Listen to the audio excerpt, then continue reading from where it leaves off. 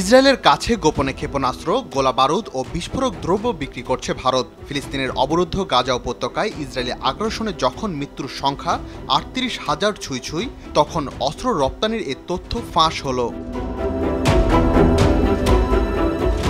নয়াদিল্লি এদিকে কূটনৈতিক সমাধানের কথা বলছে, সংলাপকে প্রাধান্য দিচ্ছে।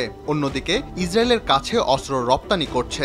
কাতার ভিত্তিক সংবাদ মাধ্যম আল জাজিরার হাতে আসা নথিগুলো পর্যালোচনা করে বলা হয়, ইসরায়েল গাজায় যুদ্ধ চালানোর জন্য ভারতীয় অস্ত্র গ্রহণ করেছে।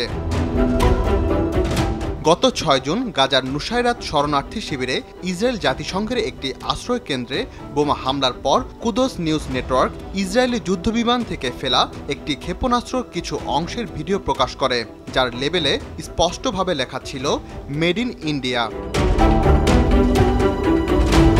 এপ্রিল মাসের ২ তারিখে ভারতের চেন্নাই থেকে অস্ত্র ও গোলাবারুদ নিয়ে বোরকাম নামে একটি জাহাজ ইসরায়েলের উদ্দেশ্যে রওনা হয়। পথে স্পেনের যাত্রাবিরতি চেষ্টা করলে দেশটির বামপন্থী সংগঠনগুলো প্রতিবাদ গড়ে তোলে।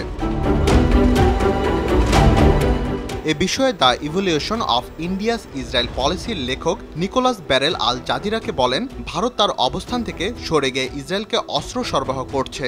এ নিয়ে আল জাজিরা গত ১৭ ও ২১ জুন ভারতের পররাষ্ট্র ও প্রতিরক্ষা মন্ত্রণালয়ের মন্তব্য নেওয়ার চেষ্টা করলেও কারো প্রতিক্রিয়া পাওয়া যায়নি। রাকিব হাসান, RTV।